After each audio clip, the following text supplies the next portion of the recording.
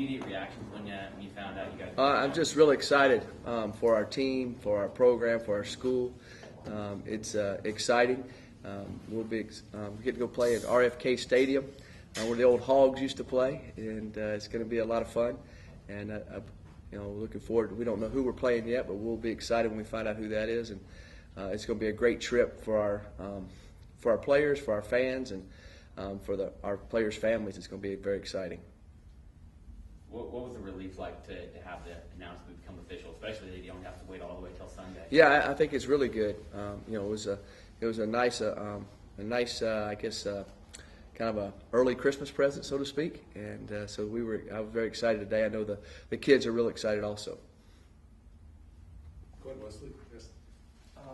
So my story that I'm working on currently is a total feature on the entire season. Uh-huh. And just wanted to get your words on what has it been like for you this season, going from where you were to 10-2. What does it mean for this team and this school? Well, it's been a absolute, I guess, fun ride. When I recruited a lot of these young men, I told them this. I sat in their living room, sat in their dens, and talked to them about building this program. And I said, if you get on right now, it's going to be like getting on that roller coaster at the beginning. Buckle it down, and you're kind of just going to have to go up the hill. And I think there for a while, they think we got stuck going up that hill. And then I saw it changing, and last year as we started winning some more games, and then this year, the last half of the year, I told them, I said, now, when we got to the BYU game and the Louisiana Tech game, I said, you're now at the part where your hands are raised up, and you're going by the best part of the whole ride where they always take the picture. And you're going to get the picture taken on national stage, and it's going to mean big things for you. And so it's been a great roller coaster ride. And we want to tap it off and try to be one of the best football teams remembered around here at San Jose State in a long, long time. And those kids want to do that. And then we'll just win the bowl game and then start over again next year. So we're going to enjoy this time. We're going to practice hard, but we're going to also have a lot of fun. We're going to do a lot of things with the team and really enjoy the moment. Did they head back to D.C.? I know you guys did the whirlwind quick drive-by tour of the city last Yeah, it's gonna be great. We're gonna see a few of the things we saw last time. We're gonna get to see it at night with all the Christmas lights and all of that. We're gonna be able to tour the White House, which we didn't get to do last time, and then it'll be more of a, like you said, it was a drive-by. This time we get to a walk through and see it all and enjoy and savor the moment. And we had 40 kids that weren't able to go. So there'll be 40 more guys going. We only took 64 guys when we went, and we have 100-something guys on the team. So there'll be about 40 guys that I get to see it that didn't get to see a lot of it last time. You obviously have experience of going to bowls. What are you most looking forward to sharing with these players? Well, I think as the coach and the seniors, you have a good time to really say goodbye, and you kind of know it's coming to an end, and you have more time with them, and it'll be good. For the younger guys, it's the taste of realizing what it's all about. The bowl gifts, the flights, the cities you go to, the game, all the pomp and circumstance with it. And then on the other side of it, as a football coach, you get some extra practice time with these young guys, which helps you for the next fall. You were hired 3 seasons ago to help change the culture of SJSU and bring about a winning culture here at this school. At 10-2, what can you say about the journey with SJSU and this team that you enjoyed the most thus far? And how satisfying is it to bring San Jose to its first win season? Well, I think that the part of the journey is the daily journey. I think just I've said it before. I think the confidence I've seen in these young men and their faces and the way they carry themselves, realizing they've accomplished something that wasn't given to them and wasn't easy, and a lot of people never believed they could do. And to do something like that, I think, is a kind of a life-lasting achievement that gives you some confidence when you go through harder things on in life. And I really do believe that. And then also with this coaching staff, as hard as they've worked, and the administration and the athletic department, all the hard work they've put into it, everybody involved has a part in it. And I think just to see the joy on their faces and the excitement, and it'll be fun because most everybody gets to go to the bowl game that touches our program, and it's a way of rewarding them for very, very hard work and very, very appreciative of what they've done. what does it mean to you? Yeah, I know some of the pessimistic fans might have been worried with with Georgia Tech getting a waiver and saying, oh my gosh, are we going to get snubbed? To have a bowl game come out and say, you know what, this team is deserving. Their resume speaks to us, and we want them here. What does that say to you guys? Well, I think it's big. When I talked to Steve back on the phone, he was telling me that we're the highest ranked team they've ever had, and after this weekend, I think we'll be even ranked higher maybe. So it's a credit to what this team has done. They definitely deserve to go to a bowl game, and have earned the right to do it. So I think that shows that they did. It's kind of ironic this year, the bowls on the West Coast that probably would have wanted us.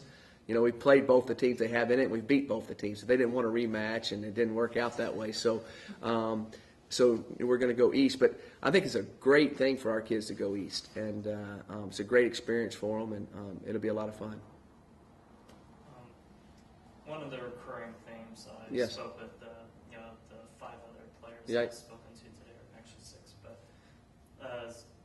fun, having fun. Right. They're talking about how you've installed kind of still having fun throughout the season. How do you balance that fun factor and the discipline to lead this team to 10-2?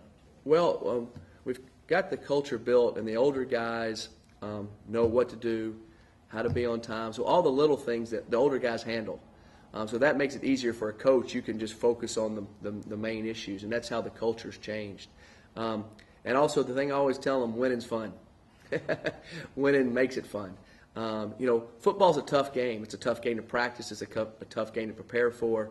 And it's a physical game. So you have to get yourself mentally ready every time to be physical. So I think that we do a lot of things in practice to help with that, and a lot of things in practice to make sure the kids are enjoying practicing and doing things. But at the same time, I think just them seeing themselves work, knowing that hard work pays off with victories, pays off with rewards, and they understand that, and they're having fun doing that. Yeah, how much extra exposure do you think you guys have gotten with these 2 nationally televised wins, and then now getting obviously heading to a bowl game? I know you had recruiting trips earlier this week. Do you feel an extra? Yeah, we do. We have. It's really made a big difference. All of us, when we go out, everybody's talking about it. It's always a positive light. When I go to restaurants now, everybody's stopping and talking to you, thanking you for what you've done and appreciate it. I was walking back from the airplane to now in the airport, and the guy said, I come to every game, him and his wife, and they're on their way to their anniversary in Las Vegas, and they're telling me, thank you for everything, tell the kids thank you, and they've really enjoyed it. So I just think the overall pride of the school has grown, and I think that as kids are out in high schools and junior colleges, they're hearing people talk about San Jose State in a positive light, not a negative light, and that makes a big difference. Yeah, this is an area that has a lot of San Jose State alums living in it. Do you feel like this is a fan base that's kind of a sleeping giant, and you have a chance to awaken it? We definitely need to strike while the iron's hot. We need to make sure more and more people step up and buy season tickets for a great season ticket next year. That's revenue for us. We need to make sure that people are stepping up and getting ready to build our new football facility we need to build. We don't need to wait around. This is the time to do it.